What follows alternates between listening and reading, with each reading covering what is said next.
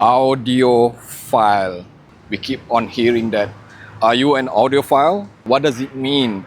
Audio is of course audio, but the word file itself, file is essentially an insanity towards something. You listen to audio equipment to enjoy your music, and suddenly there's always something wrong. Not enough bass, not enough treble too grainy, this is too loud, this is not enough, it is kind of bit warm, it is kind of bit bright. The list goes and on and on and on. You get the idea. How do you know if you are an audiophile? Very simple. You start to listen to your music, and then you use your earbud, which is supplied with your phone maybe. Fuck, this thing doesn't sound good at all. Nothing will be ever enough. Let's say that you have accepted the fact that you are an audiophile. Simply means that you care about your music. You care about the quality of the audio that you are listening to, and you want to improve on your experience.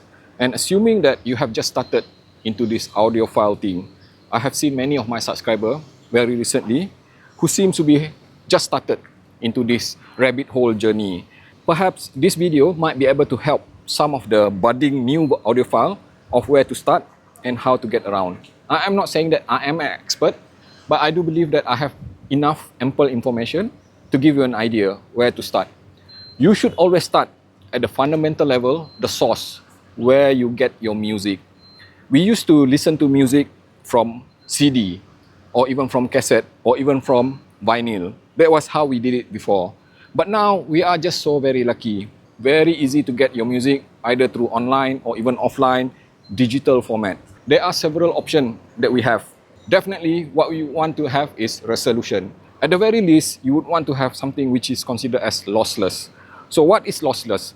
Lossless is basically a compression without any kind of data taken out from the music file itself. And lossy is something which you can get from Spotify or even from YouTube Music and several other streaming services. So if you want quality, and quality is important to you, start with finding the right source. At the very minimum, start with Tidal, a subscription streaming service, or even something like Apple Music, because they do offer lossless music, or Deezer, and several other options in the market, including something like Rune. There are so many options. Or even, you can still purchase FLAC file from Bandcamp, among other few locations. The next question would be, what kind of equipment would you want to use? My simple answer to this is that it depends on your situation. Would you be happy to use speakers? Would you happy to use headphone? Would you happy to use earphone like this, what I'm doing? Would you be happy to use your mobile phone, or would you like to use a dedicated digital audio player? It depends. Let's say that you opted for something which is highly portable, like what I'm doing right now. Of course, what you're going to do is that you look for, always start with the listening equipment itself first. Not the DAC, not the dongle, not the phone itself, but the listening equipment. I'm talking about the earphone. And you need to understand your taste and preference. You need to understand what kind of music do you listen to and what kind of sound profile which you love. So when I talk about sound profile, you need to understand whether you love bass, more bass, less bass, you love mid-range, you love upper frequency. That need to be determined by you, not by anybody else, because it is all about what you hear, not what anybody else hear. So assuming that you love high frequency, you love energetic treble, then you know that you might want to have something which is bright sounding. Or you want something which is a bit more focused on the mid-range, not so much on the upper frequency. Then you look for something which is vocal focus or mid-range focus, or you are a bass head. So you start to look around, watching reviews, watching my channel, or reading material online, Headfi, whatever it is, and try to get an idea. What are these listening devices? What are their characteristics? Will they be suitable enough to satisfy my needs? That is where you start. And then you start to buy them. And when buying, it depends on your budget. Always be conscious of your budget. There's no such thing as buying the most expensive to get the very best. It is no longer applicable now. And I can tell you that throughout the last 4 years, I have observed a massive shift in quality. The quality has improved drastically to a point that even spending at around up to $50, you can get excellent quality of sound. The only difference right now is that trying to determine whether you will like it, because not one single product will satisfy everyone. So it is important to understand, first and foremost, your taste and preference, the kind of sound profile that you love. and try to get an understanding also the ergonomic, whether it will be feasible for you to use it, whether it is comfortable, longevity, is it modular, stuff like that. Now that you have taken care of the listening device, then you need to think about how to drive it. This is where you start to look for the equipment itself. For example, I don't want to spend too much money on buying dedicated player or anything like that. Then absolutely okay to use your phone. You want to get the best, and then you start to use dongles. And what it does is that it is essentially a sound card, an external sound card, and bypass everything which is internal, because internal sound card normally is not that good. The dongle will perform way better than internal sound card. I would always recommend that you do streaming only if you want to discover new music. Otherwise, you just download everything locally and make sure that you toggle on maximum resolution. And then, once you start enjoying your music, I can guarantee you, you're gonna get a wholesome experience of enjoying your music with the right kind of equipment. That is Audiophile. Let's see if we can find somebody and ask them about Audiophile. Hey! Hey, dude! You didn't hear, man. Ben! Such a surprise! Okay, let's cut the crap. Ben, I am actually doing a bit of, let's say, some documentary here. Okay, Audiophile. So, Yeah. what is Audiophile to you? Perhaps you can tell, the audience, the crowd, what is Audiophile? To me, an audiophile is somebody who, I know there are a couple of terms, right? So one of them basically is saying that people who use music to listen to their equipment, right? People who use music to listen to the equipment. I don't believe in that. The equipment should be to enhance your music. So for me, it has the definition of an audiophile for me or for myself is someone who loves music to the point where you want to listen to the finer details of the production.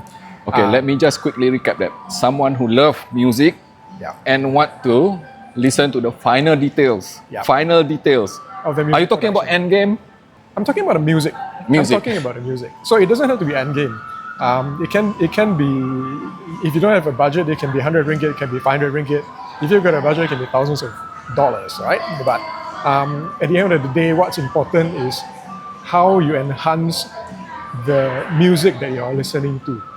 Okay, so basically, what you're saying is that for you, being audiophile is to enhance the music rather than enhancing the equipment. Yes. Alright. Yeah. Alright.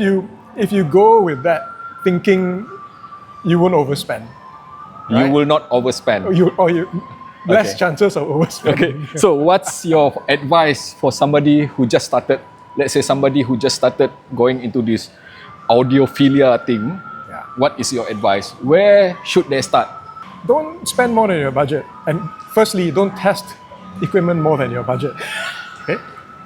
Made a mistake many times. Made a mistake many times. How many mistakes is that? So like the first time I went into the market looking for a hi-fi man Sundara. Okay, which is about, I don't know, a few hundred ringgit, 1,000 ringgit, thereabouts.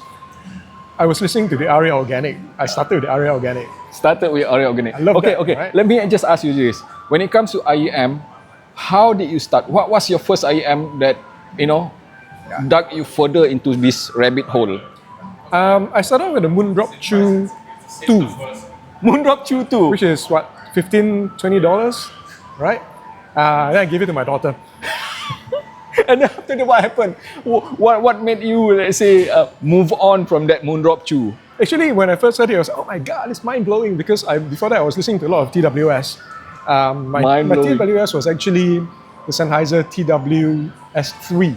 Okay, the Momentum 3, the TWS version.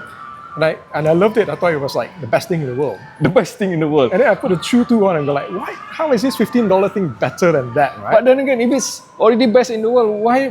What happened? Okay, how did I get on the journey?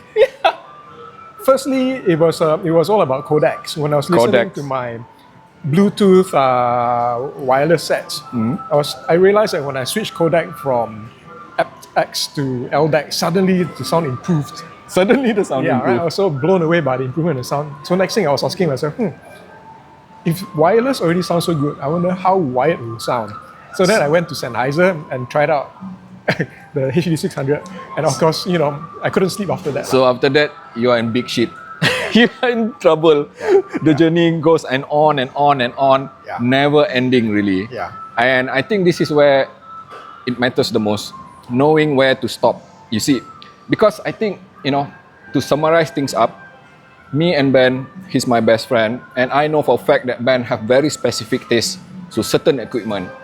We have our own definition of endgame. So, if we are talking about endgame is something which you set, not what I say or not what Ben say here, because he can tell you that, okay, I love this, I love that, but if you try to do something like him, you probably end up spending like 1,000 US dollar. But the key thing is that, first, like he mentioned, knowing the limit of your expenditure. You can still get your end game within what is affordable to you. Not what is pleasant to me or not what is pleasant to Ben. When we do review, we try to describe it objectively. How do they sound like? So that you can understand, based on your own taste and preference, does this tally up with my own preference? Then you might understand that if that item, if that audio gear will ultimately serve the purpose. And another thing is that, right, very important, is to continue enjoying your music. Let the music drive the hobby, not the equipment driving it for you to use, like I said, using music to test equipment. Thank you so very much for watching the video until the end. Without skipping, I hope. Now click like and subscribe, and also follow me on Instagram under the name of AndyAV. And also, if you'd like to support me directly, because all of my videos and reviews are unpaid, I am not earning anything, you can join the membership below for behind the scene, especially for AAV Insider and above, which will allow you to see what I am doing behind the scene. And I will share some of the items which I would normally not share in the public.